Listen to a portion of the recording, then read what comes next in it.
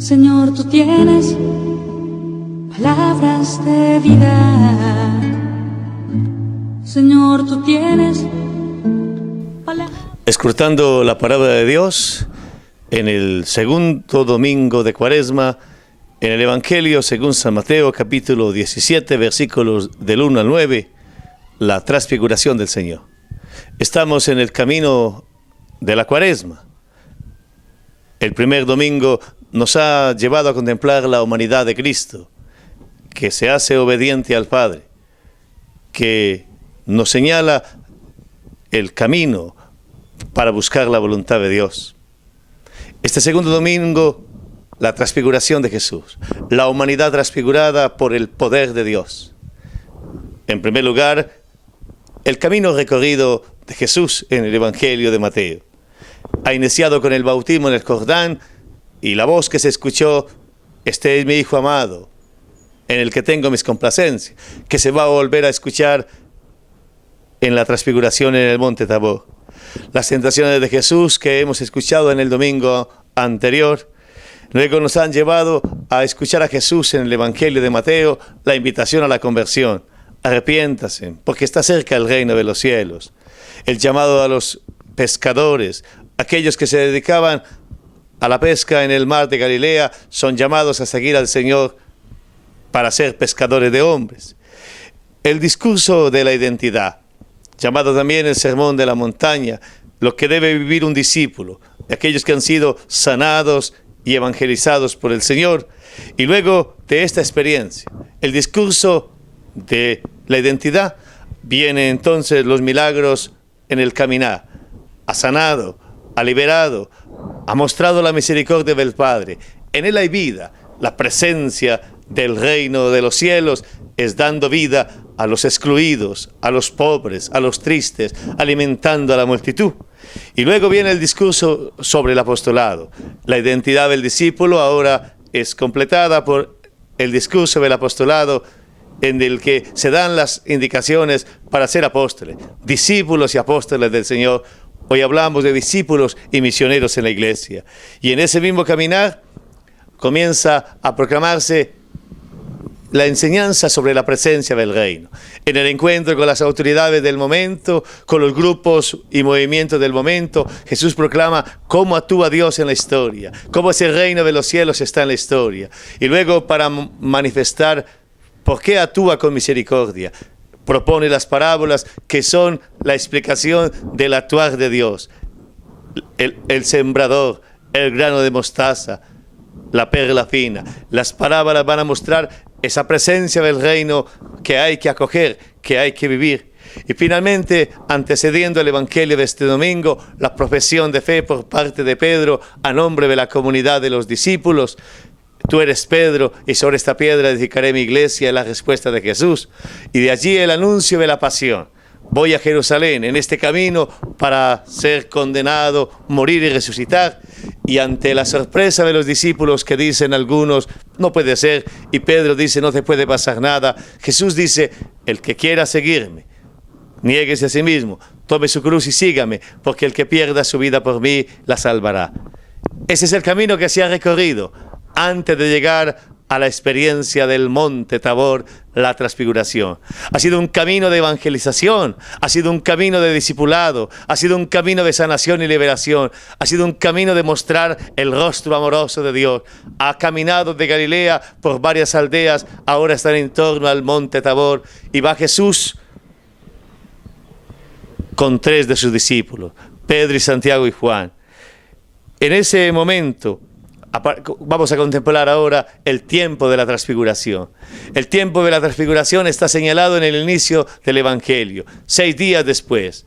6 días que indican la imperfección de nuestro tiempo y señalan que el 7º día será el día de la cruz, cuando sea levantado en alto. Es la plenitud. El 7 en la Biblia es la plenitud, y será la plenitud cuando Él sea crucificado. En el fracaso mostrará la gloria. En la derrota humana mostrará el triunfo del Señor. Y ahora sí, veamos los compañeros del viaje de Jesús. Los compañeros manifiestan la comunidad, manifiesta en la eclesialidad, la experiencia de transfiguración se vive en comunidad. Y luego lo experimentamos en la iglesia. Una experiencia de conversión, una experiencia de transfiguración, una experiencia de transformación no es individual, es comunitaria. La respuesta es personal, pero la transfiguración, el mundo de relaciones, donde se prueba que estamos viviendo una vida nueva, es en comunidad, sea en la familia, sea en el grupo apostólico, sea en el trabajo, en la parroquia, donde nos encontremos. La ubicación de la transfiguración, el monte Tabor. La Biblia está llena de la figura del monte, el monte Sinaí, el monte Oré, donde estuvo en el Sinaí Moisés, en el Oré Elías, y así sucesivamente. En el mismo Evangelio de Mateo, el monte en la oración, el sermón del monte, y así sucesivamente.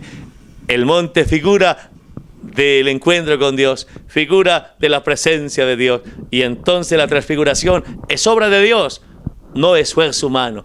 Es manifestación de que la humanidad es transformada por el Señor. Qué bueno la Cuaresma también pensar eso. Estamos ante Él para que seamos transformados en nuestra manera de pensar, en nuestra manera de relacionarnos, en nuestra manera de vivir. Finalmente, en esta experiencia de transfiguración, contemplamos el acontecimiento de la transfiguración. Este acontecimiento abre los ojos para entender la palabra. Entendieron el Antiguo Testamento, entendieron las palabras de Elías, de Moisés, entendieron el sentido de la Escritura y también la historia. Es que ante el Señor, Él nos abre los ojos para entender la vida, para entender la historia. Desde Dios la historia es historia de salvación. Desde Dios el tiempo es tiempo del Señor. Es un kairos que propiamente se dice. Y allí entonces la limitación humana lleva a Pedro a querer retener ese momento. Qué bueno que estamos aquí, quedémonos aquí, hagamos 3 tiendas.